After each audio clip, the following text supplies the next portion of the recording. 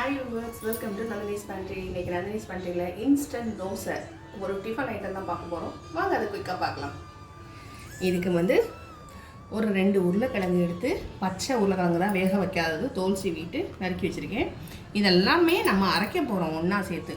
என்னென்னு சொல்லிடுறேன். 2 உருளைக்கிழங்கு, இது ஒரு 2 பேருக்கு ஒரு 6 தோசை மாக்கிற மாதிரி நான் மாவு எடுத்து வச்சுருக்கேன். 2 உருளைக்கிழங்கு, ஒரு 3 தக்காளி, 1 கப் அரிசி மாவு, 1 கப் கடலை மாவு, 1/2 கப் ரவை, இது ஒரு 3/4 கப் தயிர் இருக்கும். 3/4 கப் தயிர், ஒரு உரப்புக்கு ஏற்ற மாதிரி ஒரு 2-3 மிளகா, இஞ்சி துண்டு தோல் சீவினது, கருவேப்பிலை. இவ்வளோதான் வீட்டில் இருக்க இன்க்ரீடியன்ஸை வச்சு சூப்பராக இன்ஸ்டன்ட் தோசை. கொத்தமல்லி வாசனைக்கு கொத்தமல்லி, நம்ம தோசை வைக்கும்போது கலர்ஃபுல்லாக இருக்கிறதுக்கு, ஹெல்த்தியாகவும் நம்ம உடம்புக்கு ரொம்ப நல்லது.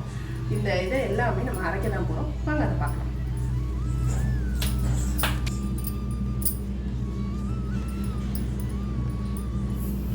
ரவையை சேர்த்துடலாம்.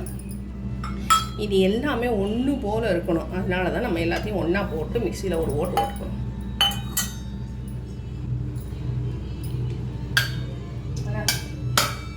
பெரிய ஜாராக எடுத்துட்டேன்னா ஈஸியாக இருக்கும்.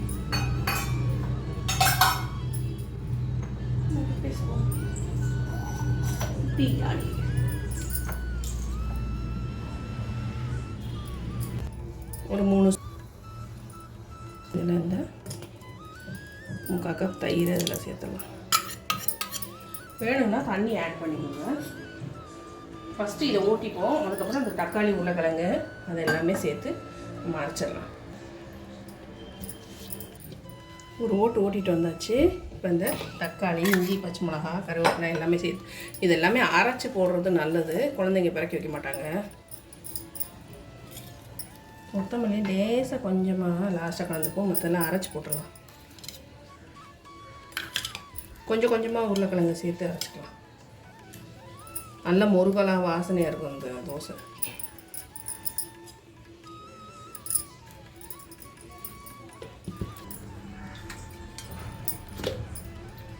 அரைச்சாச்சு. அதுக்கப்புறம் நம்ம காய்கறி தனியாகவே அரைச்சிடுவோம். ஏன்னா அரைப்படாமல் போயிடுச்சுன்னா நான் முதல்ல அப்படி தான் சேர்த்துக்கணும். நான் அவசரப்பட்டு சேர்த்துட்டு, நீங்கள் ஃபஸ்ட்டு ரவையோட உருளைக்கிழங்கு, தயிர், தக்காளி, இந்த இஞ்சி, பச்சை மிளகாய் இதெல்லாமே ஃபஸ்ட்டு சேர்த்து அரைச்சிடுங்க. திப்பி திப்பியாக இருக்குது.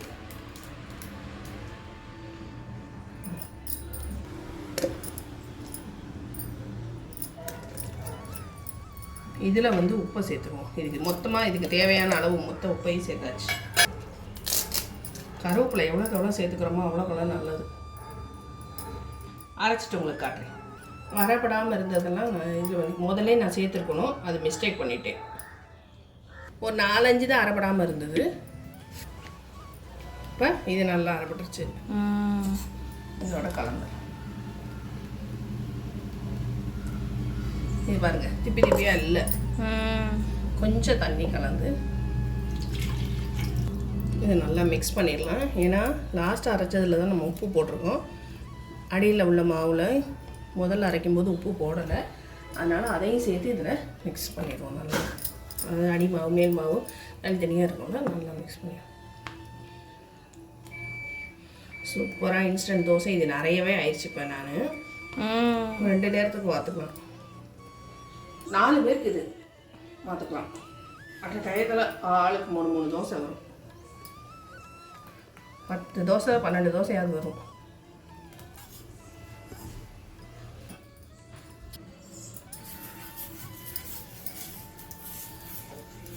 கத்திரிக்காய் எடுத்துட்டு உனக்காக திருப்பி எடுக்கிறேன்.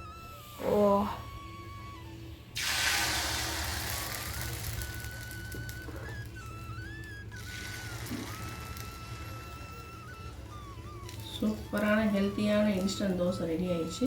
கொஞ்சம் சின்ன ஜாரில் நான் அரைச்சிருந்தேன்னா இன்னும் நல்லா பட்டா அரைச்சிருக்கோம். தக்காளி 1-2 இதாகுது. அதுதான் கொஞ்சம் தோசையை வாக்க விடாமல் தடுக்குது இந்த இது. ஆனால் சூப்பரான டேஸ்ட்டாக இருக்கும். டக்குன்னு பண்ணிடலாம். கல் நல்லா சூடாகிடுச்சு. சிம்மில் வச்சுருந்ததுனால தெரியுது.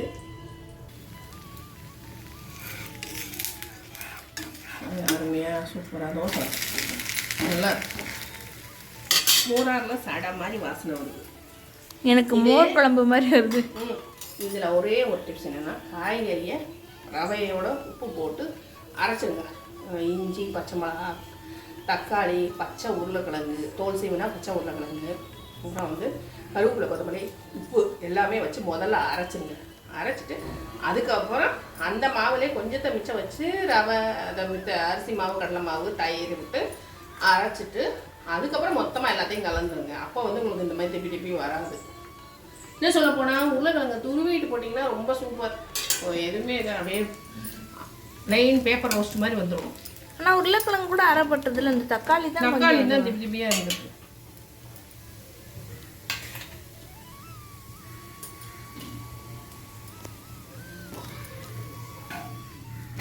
அருமையாக தேவை.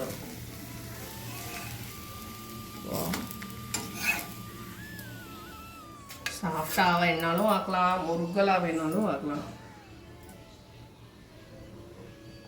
தோசை மாவு இல்லையா, டக்குன்னு இந்த மாதிரி ரெடி பண்ணிக்கலாம்.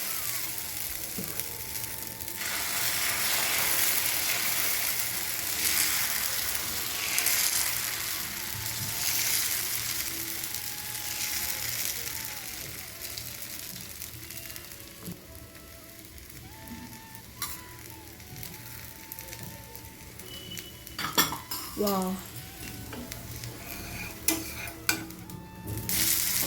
Wow.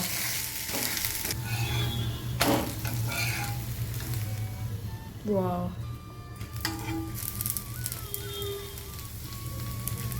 ஈக்குவலாக இருக்குங்க. முருகலாகவும் இருக்கும், அந்த மீன் வேல் சாஃப்டாகவும் இருக்கும். சூப்பராக இருக்கும். கண்டிப்பாக இந்த ரெசிபியை ட்ரை பண்ணி பாருங்கள். இன்ஸ்டண்ட்டாக டக்குன்னு வீட்டில் இருக்கிற மாவை வச்சு அழகாக ஹெல்தியான முறையில் உருளைக்கிழங்கு, தக்காளி எல்லாமே கால்சியம் நிறைய இருக்குது. உருளைக்கிழங்குலையும் இருக்குது, தக்காளியிலையும் இருக்குது. இஞ்சியும் சேர்த்துக்கிட்டோம், டைஜஷன் ஆகும், கேஸ் ட்ரபிள் வராது.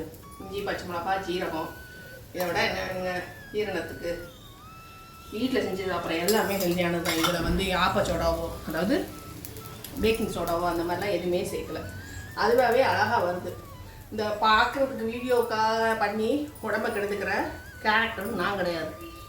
நான் சொல்கிற விஷயங்கள் நீங்கள் வீட்டில் செஞ்சு சாப்பிட்டு யாருக்கும் உடம்பு எந்த கெடுதலும் வராது. அதுக்கு வந்து நான் ஷூரிட்டி. நான் சாப்பிட்றேன், என் குழந்தை சாப்பிடுது, எங்கள் ஆட்டுக்கார் சாப்பிட்றாரு அப்படின்னும் போது எல்லாரும் செஞ்சு சாப்பிடக்கூடிய டிஷ்ஷை தான் நான் போடுவேன். எனக்கு தெரிஞ்ச நல்ல விஷயங்களை சொல்லுவேன். இந்த யம்மியான இன்ஸ்டன்ட் ஹெல்த்தி தோசை உங்களுக்கு கண்டிப்பாக பிடிச்சிருக்கும் நம்புகிறேன். வீடியோ பிடிச்சிருந்துன்னா லைக் போட மறந்துடாதீங்க. மறக்காமல் லைக் பண்ணுங்கள், சப்ஸ்கிரைப் பண்ணிக்கோங்க. நந்தினிஸ் பேண்ட்ரியை பெல் ஐக்கானை கிளிக் பண்ணி வச்சுக்கோங்க. உங்கள் ஃப்ரெண்ட்ஸ் அண்ட் ஃபேமிலிக்கு வீடியோ பிடிச்சிருந்ததுன்னா, ரெசிபி பிடிச்சிருந்ததுன்னா ஷேர் பண்ண மறந்துடாதீங்க. தேங்க்ஸ் ஃபார் வாட்சிங். பாய் பாய். டேஸ்ட் பண்ணி பார்த்துக்கோமா. இதுக்கு சைட் டிஷ் இனிமேல் தான் நான் பண்ணணும். ஏதாவது ஒரு சட்னி, சிம்பிளாக சட்னி, இதுவே அப்படியே சாப்பிட்றலாம். டேஸ்ட் பண்ணி பார்த்துட்டு சட்னி பண்ணுறதா வேண்டாமான்னு முடிவு பண்ணிடுறேன். எனக்கு இதில் வந்து பிக்க மனசு வரல, சூடாக இது பண்ணியிருக்கேன்.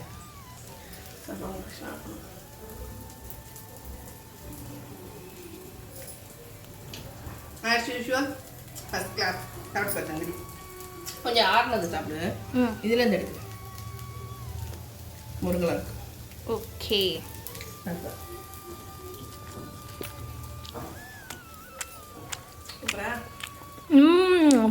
அப்படியே எனக்கு தோசையும் தக்காளி சட்னியும் சேர்த்து சாப்பிட்ற மாதிரி தான் இருக்கு. தனியாக உருளைக்கிழங்கு போட்டோன்னு சொன்னாலும் தெரியும். அது அரைக்கும் போது எனக்கு இந்த மோர், ஜீரகம், பச்சை மிளகா இருக்கனால மோர் குழம்பு மாதிரி வாசனை வந்துச்சு. கண்டிப்பாக சூப்பராக இருக்கு. கண்டிப்பாக இந்த ரெசிபி உங்களுக்கு பிடிச்சிருக்கும். பாய்.